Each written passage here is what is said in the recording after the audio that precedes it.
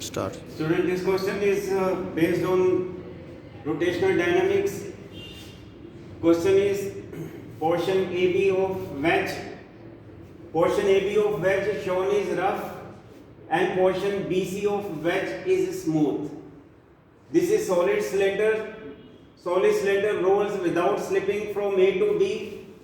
Find ratio of translational kinetic energy to rotational kinetic energy when this solid cylinder arrives point C. Student, potential energy is energy which is always measured with respect to reference level. अगर कोई चीज reference level से ऊपर है तो potential energy positive है, अगर कोई चीज रेफरेंस लेवल से नीचे है तो पोटेंशियल एनर्जी नेगेटिव है, अगर रेफरेंस लेवल भी है तो फिर पोटेंशियल एनर्जी जीरो है. Selection of reference level is at our disposal. I have assumed reference level passing through point B. ये horizontal line जो दिख रही है, I have taken it as reference level. शुरू में solid cylinder को A point पे हमने पकड़ रखा है, तो kinetic energy zero. Potential energy A point पे इसलिए है क्योंकि solid cylinder इस reference level से ऊपर है, तो potential energy solid cylinder की A point पे कितनी हो जाएगी mgh, और पोटेंशियल एनर्जी सॉलिड सिलेंडर की B पॉइंट पे जीरो है क्योंकि रेफरेंस लेवल B पॉइंट है. सो टोटल एनर्जी A पॉइंट पे कितनी हो जाएगी mgh प्लस जीरो, और काइनेटिक एनर्जी पॉइंट B पे कितनी हो जाएगी. काइनेटिक एनर्जी ये दो होगी, एक ट्रांसलेशनल पार्ट एक rotational part. Translational kinetic energy at point B is half capital M V suffix Cm square. V suffix Cm is velocity of central mass, capital M is mass of solid cylinder. ये rotational kinetic energy है, half I omega square. I is moment of inertia of solid cylinder about unique axis. So half capital M V suffix Cm square plus half, और हम जानते हैं solid cylinder का moment of inertia कितना होता है, half mr square into omega. Solid cylinder का moment inertia about its symmetrical axis, about its geometrical axis is half mr square, और ये ओमेगा स्क्वायर. और क्वेश्चन में लिखा हुआ है कि V solid cylinder roll without slipping from A to B. roll without slipping का मतलब प्योर रोलिंग. प्योर रोलिंग की कंडीशन क्या होती है, V suffix C, V suffix Cm is equal to R omega. This is condition for pure rolling. Student आप ये देखिए A to B part जो है वो रफ पार्ट है. रफ पार्ट है तो इसका मतलब frictional force is there. If frictional force is there and यहाँ पे रोटेशन जो होगी अबाउट सेंटर ऑफ मास होगी, क्योंकि फ्रिक्शनल फोर्स का ही टॉर्क बनेगा सेंटर ऑफ मास के अबाउट. तो इस पार्ट में जो है रोलिंग विदाउट स्लिपिंग है, और प्योर रोलिंग की कंडीशन क्या है, V suffix Cm equal to R omega. तो ये एज इट इज आ गया, और ये R स्क्वायर ओमेगा स्क्वायर की वैल्यू क्या आ गई, V सफिक्स Cm स्क्वायर, और हाफ इनटू हाफ 1/4. तो ये जो है ये काइनेटिक एनर्जी ऑफ ट्रांसलेशनल है, ये काइनेटिक एनर्जी ऑफ रोटेशनल है सॉलिड सिलेंडर की at point B.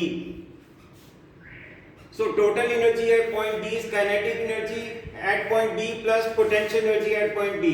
Potential energy तो B पॉइंट पे जीरो है, लेकिन काइनेटिक एनर्जी B पॉइंट पे कितनी है, ट्रांसलेटरी पार्ट, kinetic energy यानी rotatory part. And conservation of energy demands total energy A point पे equal to total energy B point पे. टोटल एनर्जी A पॉइंट पे कितनी है, mgh. Total energy B point पे ये है. सो 1/4 plus 1/2 is 3/4. So 3 into 1/4 capital M V suffix Cm square, and 1/4 M V suffix Cm square is kinetic energy of rotational part at point D. So rotational kinetic energy of solid cylinder at point D कितना आ जाएगा, mgh/3. Say label it as 1. Now I have redrawn the diagram. A B C, ये H ये H, ये reference. I have selected reference level to be passing through point C now.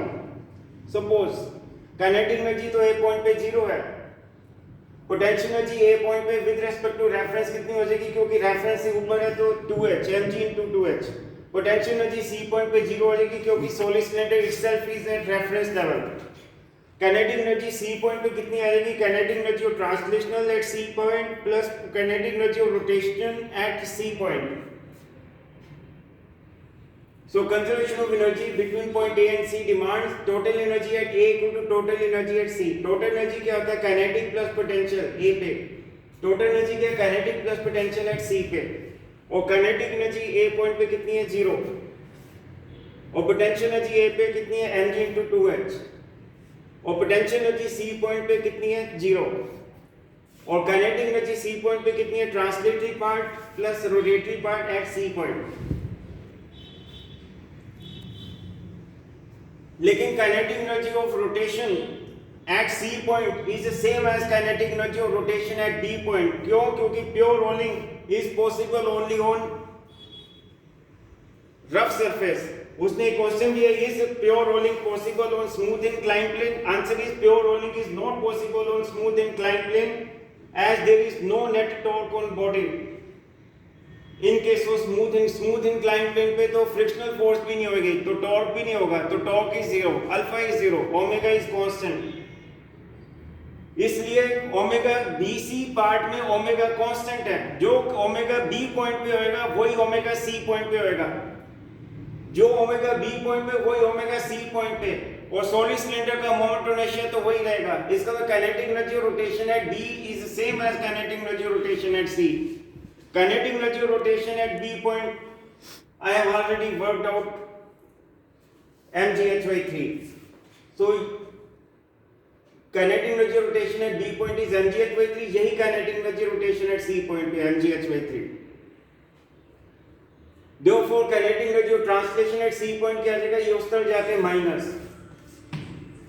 Question यही था, find kinetic energy of translation at C point divided by kinetic energy of rotation at C point. Kinetic energy of translation at C point is 5/3 mgh और kinetic energy of rotation at C point वही होगी जो kinetic energy of rotation at D था, क्योंकि BC part में omega is constant लेकिन AB part में omega is changing, लेकिन बीसी पार्ट में omega is constant. So once you evaluate kinetic energy of rotation at D, think is that rotational kinetic energy जो B point पे है वही rotational kinetic energy C point पे है.